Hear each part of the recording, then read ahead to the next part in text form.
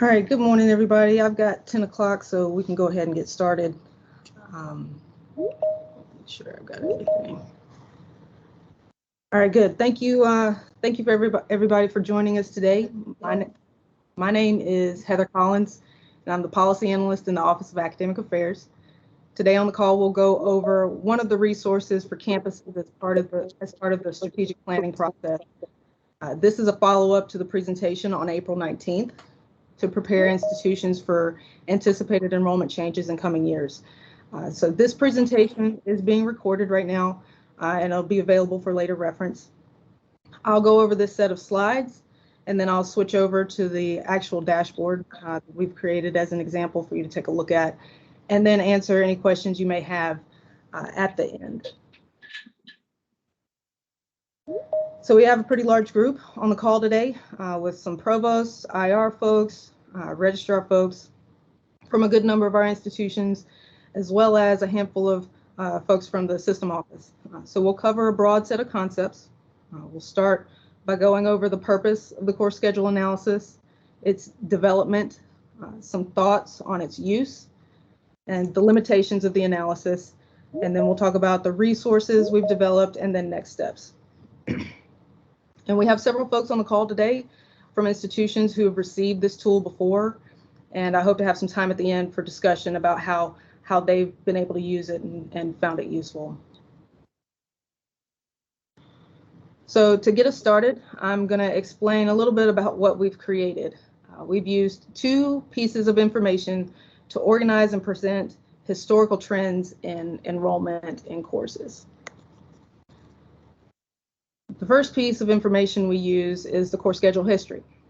So from Banner, we retrieve the course listing records for every section offered in recent academic years. And we've typically gone back to fall 2017 or so to make sure that we have some data for prior years, for years prior to COVID. And then we collect a handful of data elements, including the actual enrollment, maximum enrollment, days and times offered, and term offered. We also collect information from the academic catalog to label each one of these sections in the course listing with the role that it plays in the curriculum. So this means we indicate whether the course fulfills a requirement in Gen Ed, it fulfills an institutional requirement, or if it's an Area F or upper division program requirement or option.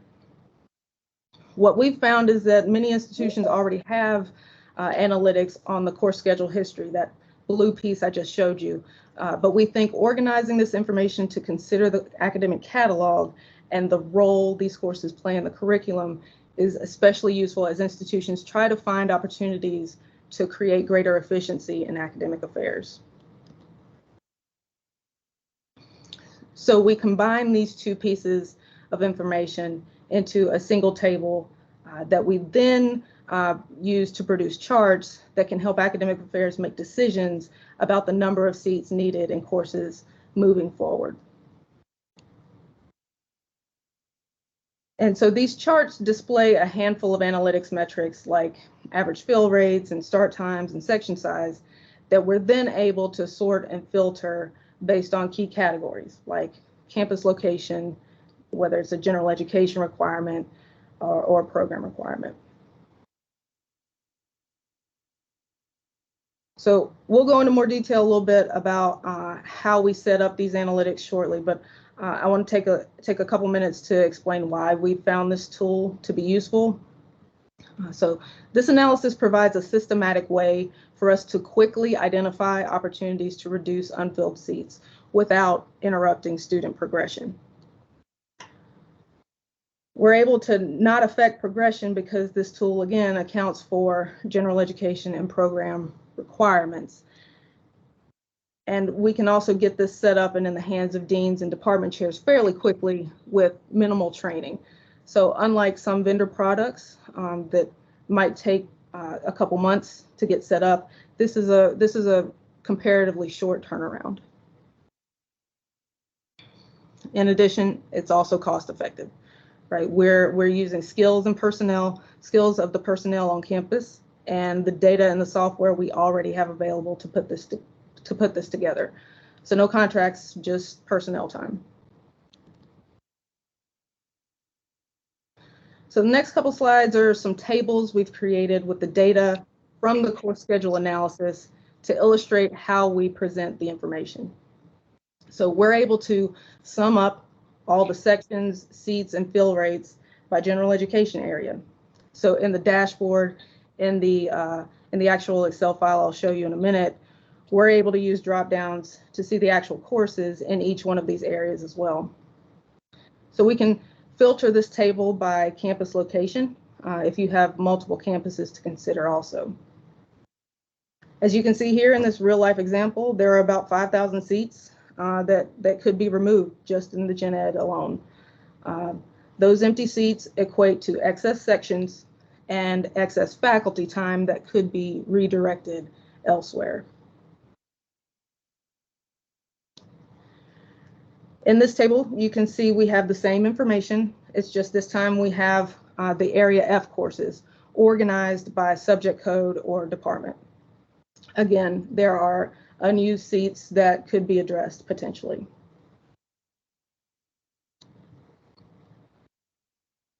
And in this table, we've listed the average fill rates only this time for courses in programs based on whether they fulfill an Area F or a program requirement. And I apologize for the small font. I just wanted to give you a general sense of the information we have available. So in this view, the same course can be counted in multiple programs. So for instance, Biology 2251, say, may appear as a requirement in both biology, in the biology and the chemistry programs. But the variation in fill rates for those programs represents the unique combination of required courses in that program. It provides an indirect indicator of enrollment health and student progression that may warrant further exploration. So we've highlighted two examples here. The math program, highlighted in yellow, has very low average fill rates in the upper division program requirements at 27%. This could mean the program has an overall low enrollment. It could mean there are prerequisites prohibiting progression. It could mean the timing of the course offerings could be improved, things like that. Ultimately, the question you now know you need to solve for is, how do we increase the average fill rate to maximize faculty time in this program? When compared to the organizational leadership program, 2 rows down in green, this appears to be the high watermark among programs at this institution. So maybe it's worth exploring how this program is set up, taking a look at the organization prereqs or things like that that may be transferable practices to other programs.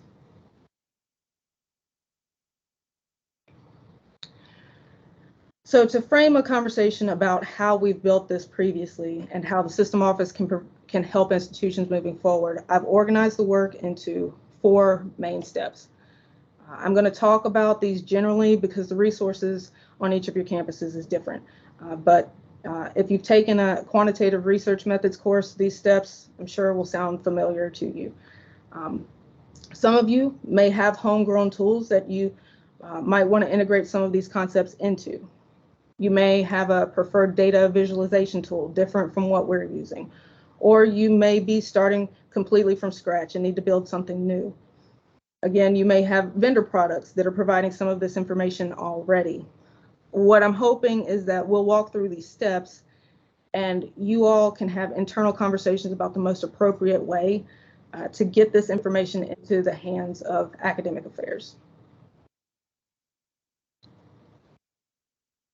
So the first step is to gather the data. Lynn Miller in our office has developed a SQL code that we've shared with the provost that will pull those data elements from Banner that I mentioned before. That's pretty straightforward and shouldn't take too much time. Gathering the information from the academic catalog, though, is a little bit more of a lift. I have a template of how the information needs to be formatted that essentially lists every course that appears in the course listing pulled from Banner, and then a subsequent column for every program that you want to consider in the analysis. We then indicate if those courses appear in that program, either as an Area F program or a program requirement or option. The method used to collect this data can vary. Some options could include deans and department chairs submitting data for each of their programs to a central office to compile. It could mean assigning the work to administrative staff. We're happy to work with you all individually to discuss how this might work on your campus. The next step is to clean and format these two data sets. For Banner, we take out the inactive sections, those with zero enrollment, any duplicate sections, and that takes a little bit of time, but it's not a huge lift again. For the catalog data, given the size of the academic portfolios for many of your institutions, it may make sense to break down this information by college or school rather than the entire institution all at once. Again, we can explore options with you all to see what works best. And so next, we merge these two data sets into one with formulas for, in our case, using Excel. We use the course name, so the 4-letter subject code and the course number, which is found in both of the data sets, to bring this information together. You can also use statistical software like Stata or SPSS to merge the data using the course name as well. We're happy to share these Excel formulas and templates with you all so you can take a look at what the final product looks like, and then we can figure out the best way for you all to get there. And finally, once all the data is merged and organized, we set up the analytics tables. We used Excel pivot tables mainly out of convenience in the past. It's certainly not the prettiest option. It's not the prettiest solution, but the merged data could certainly be imported into other programs like Tableau or Power BI if your institution is more familiar with that. So now I'll go over who's been involved in building this in our experience. So far we've worked with about 10 or 11 institutions to put this together. And we worked with some combination of the Provost's office, IR, or the registrar's office. In a couple of instances, we've even worked with faculty members to put this together. There could be others on campus like the Office of Institutional Assessment that could be involved as well. So in our experience, the Provost office defines the parameters of the analysis and then defines the roles of the other offices responsible for helping to complete each of these steps. And then after it's built, leads the interpretation and the communication of findings and next steps. Now, we at the system office have worked with IR or the registrar to obtain those two pieces of data I discussed earlier. Again, we're exploring other approaches to gathering this data as we scale, and the work could be delegated to schools and departments, as I mentioned before, to submit for compilation into a single office.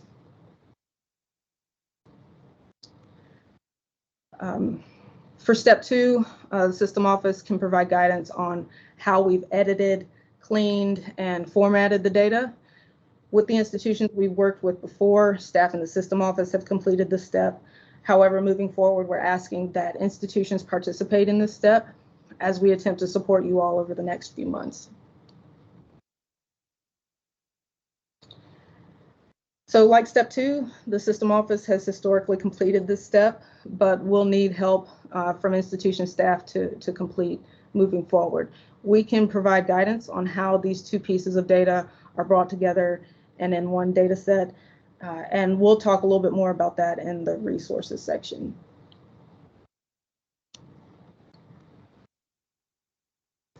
And finally, for step 4, we'll want to work with the Provost's office to define the questions that they are hoping to answer, and then the IR office probably to appropriately display the data.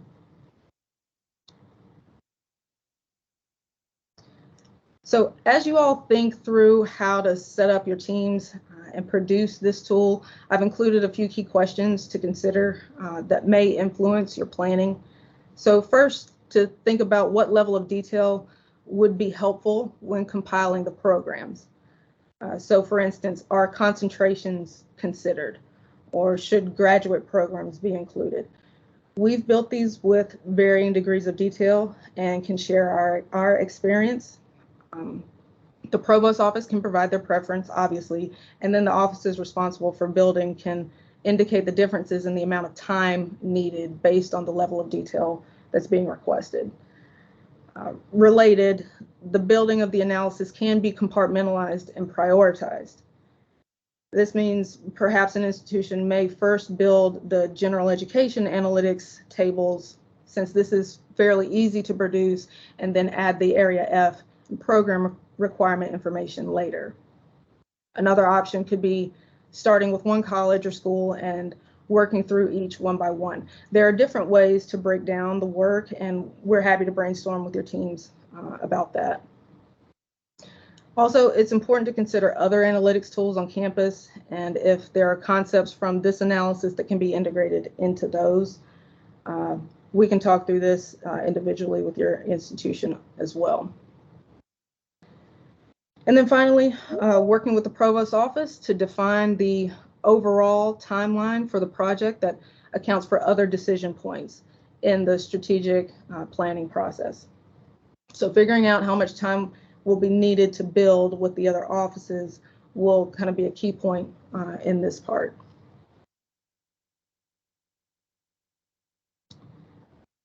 Another key question we've run into on campus is how to maintain this. And to be honest, we're still exploring this aspect of the work.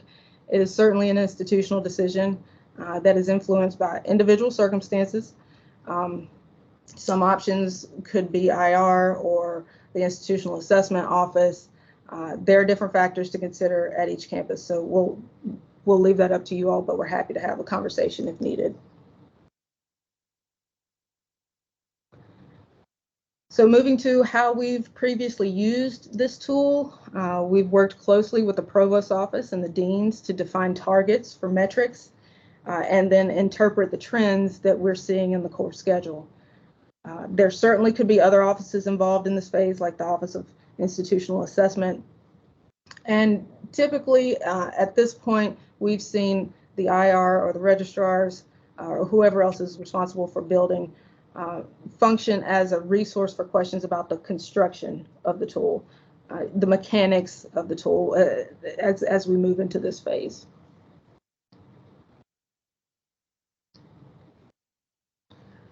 So there are limitations and exceptions I want to mention.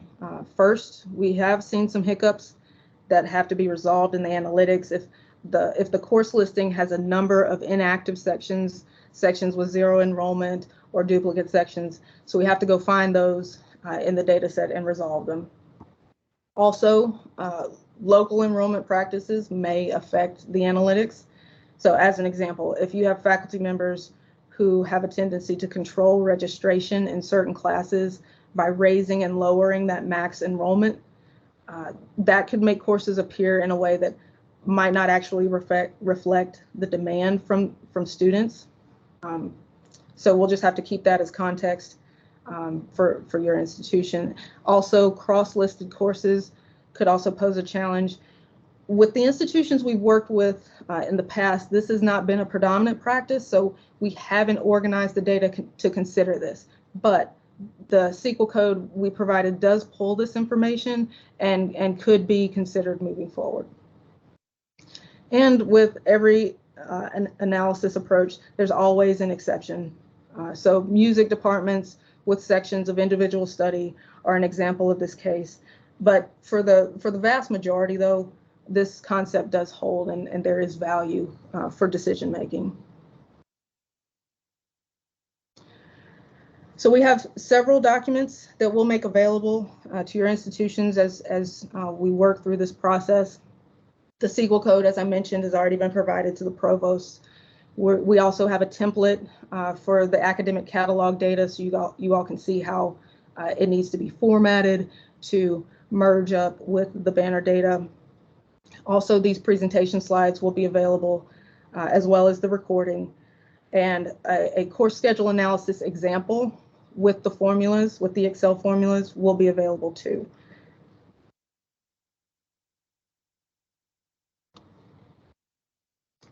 So next steps, if you all are interested in having this analysis as part of your strategic alignment work, your strategic planning work, we'll need your institution to consider these steps listed here and then reach out to us in the system office for technical assistance. So maybe your institutions could meet to discuss the scope of analysis, its integration with other analytics, your timeline and thoughts of delegation of work. And then if you all are ready to have a conversation about moving forward during the sector meetings on May 18th, 19th, and 23rd, I and others in the system office can be available virtually to talk through that development. So that's our process. And while you all are submitting your questions into the chat, I'm gonna quickly hop over to the Excel file and show you what it looks like.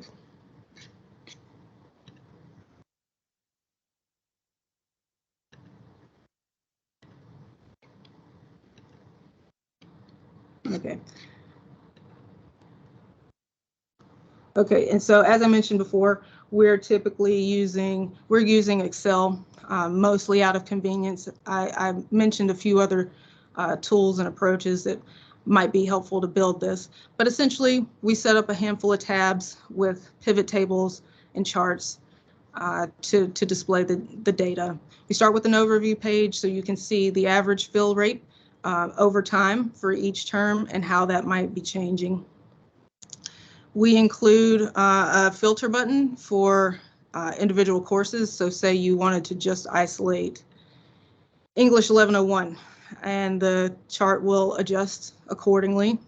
You can also isolate individual campuses, general education area, and then area F for your upper division. You have options for those as well. We also include a start times page, and so what this does is sum up all of your seats by the hour of the section start time. So in each one of these columns, you have the blue part of the column are the seats that are filled, and the orange part are the seats that are left unfilled. You can isolate an individual term. Again, you can isolate a course. You can isolate a campus, and then your program requirements and options. And so we also include a Gen Ed tab. This corresponds to the table that I showed you in the PowerPoint, where we list all of the general education areas, and under each one you have the drop down for the department, and then underneath that the course name, and you're able to drill in and see the seats filled, seats offered, sections offered, and the average fill rate. So this is a tab we've included more recently in some of our builds. So this displays the courses that are seen most frequently in your area F or program requirements. So these are the most versatile courses you have in your academic portfolio. They can fit in the most places across all of your programs. And so we've organized them by those that we consider highly versatile, those that are medium, and those that we consider low versatility. We think this is an interesting thing to consider as you think about reducing sections, because then you're able to see which courses have the most relevance across the most number of programs. And so these tabs is an example of how Excel is probably not the best visualizer for this. These tables correspond to that table from the PowerPoint with the small font and the two highlighted programs, we take the average fill rate from these tables and put them into that chart. But as you can see, there's variation for each program and pathway we have here for average fill rates. And so it might be something worth exploring why there's this variation happening. And we include all those here. We also have a section size tab that displays all of the sections based on the number of students that are enrolled in them. So for instance, this highlighted orange column is all of the sections in fall 2021 that had anywhere from 1 to 5 students enrolled. And then the next column is all of the sections in that term that have 6 to 10 students enrolled. The goal here is to help institutions determine if there is a point at which you might want to set a policy around course cancellation if the course is too small, and whether it moves forward, or if you're trying to shift this distribution to the right and have more students in each one of your sections. And lastly, this is also very small font, and this is basically everything in the data set. It lists all of your courses by subject code, and it gives you sections, seats, and average fill rate. And then it provides over to the right some enrollment scenarios and how that might affect the number of sections you might need. This is if you needed additional detail and wanted to drill down into this. You could certainly sort this and organize this by college or school so that you wouldn't be overwhelmed with this full list. But this is in case you wanted additional detail. And so that's our presentation. I'm happy to let me get my last slide up. Happy to answer any questions if you all have them.